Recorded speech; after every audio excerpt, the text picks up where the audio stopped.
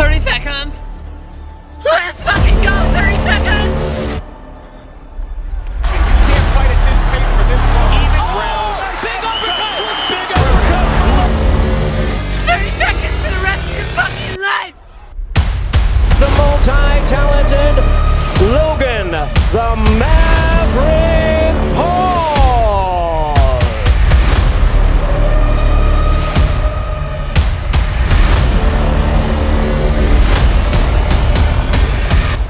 They say life is short, right? But this year I realized life's not short. You just gotta do more.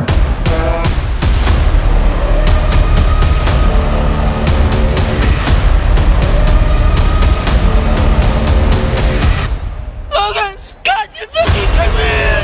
God, you fucking come here! Logan Paul, 0-3, yet still is better than the average YouTube boxer. Here's how and why. Logan Paul isn't the typical YouTube boxer. Logan Paul understands the jab, is naturally fast, has the physique, and Logan Paul's power is unmatchable. Most YouTube boxers are still learning the basics, where Logan Paul seems to pick it up faster and naturally. Chapter 1, Logan Paul uses the jab. Logan Paul seems to understand this concept of using the jab. The jab is one of the most vital concepts of boxing. Jabs set up combos and hard shots. Not only that, jabs measures distance and keeps your opponent at bay. Logan Paul has somewhat grasped this concept, leading with his jab and setting up left hooks. Another example of why the jabs are so useful is if you watch boxers like KSI, who leads with pressure and leads with the haymaker shots, throwing jabs causes pressure boxers like KSI to respect distance and knock them off balance. If you are a counter boxer, setting up the jab makes it easier to land the uppercut.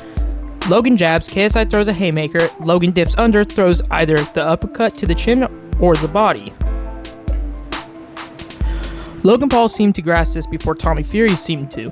If we look at Tommy Fury, he does not seem to understand distance, oftentimes throwing the jab and then throwing loopy right and left hooks and constantly walking forward, not having any power in his punches, which is honestly surprising. It seems how Tommy Fury has been boxing his whole life, but hasn't got the trait down.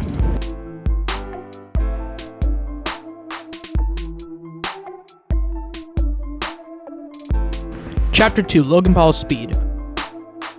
Logan Paul is a great counterboxer. He evades punches really well and capitalizes with big hits. Once again, looking back at Logan Paul vs KSI 2, Logan Paul evaded a lot of KSI's punches and countered with a lot of left hooks. Logan Paul also has the ability to throw fast punches. Logan Paul in KSI vs Logan Paul 2 constantly uses his speed to counter with the uppercut and hooks while jabbing with extreme speed.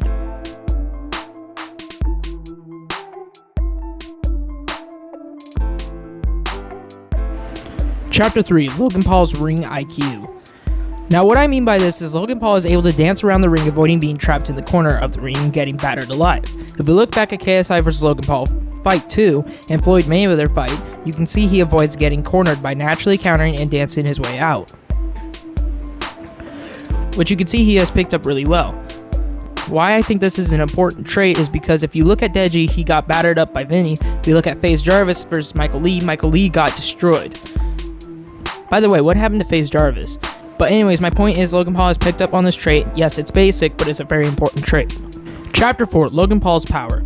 Logan Paul definitely has power. He rocked KSI in the second fight and has reportedly busted Floyd's eardrum.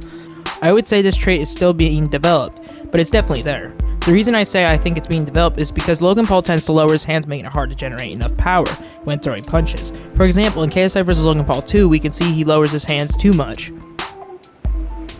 which when you throw a left hook, for example, your power is going to come from your hip. Here's a little video from Howcast. Make sure to go show them love and subscribe to their channel. And he turns the hip over, and if he wants to execute it with more power, he turns the front foot over like so. We can see after watching the video in Logan Paul vs KSI 2 fight that there is no way Logan Paul can generate all his power in his punches if his hands are down. So this trait is still being developed, otherwise yes, he has power. Chapter 5, Logan Paul's determination. Okay, with Logan Paul, he's kind of like KSI. He works really hard to be the best he can be. You can see this hard work in the ring and his physique. He naturally has a great build for his size and works hard to maintain it during fight camps. With Logan Paul's size, he usually has the reach advantage, giving him a leg up in the fight. With that reach advantage, he can use his other trait, which is the jab, keeping his opponents away and making it easier to shoot his shots at distance, lowering the risk of a counter coming back at him. There's only one negative that I could see with this physique, which is too much muscle. Whether people like to admit it or not, muscle plays a role in power, but it also plays a role in tiring you quickly, because muscle weighs. If we look at Anthony Joshua, who has a similar muscular physique, he tends to get tired really fast, but that's just the negative I see. Logan Paul, even though he is 0-3, is still one of the best YouTube boxers ever. I personally think if Logan Paul put his head down and just grinded and stopped partying and doing well, you know, he could easily become the best YouTube boxer. I would probably go as far as saying he could be better than KSI and Jake Paul, but that's my opinion. Make sure to comment down below your thoughts, and please like and subscribe. Thank you for watching. You're happy. You're happy. Yeah, you're happy. You're happy. You got what you wanted. Yeah.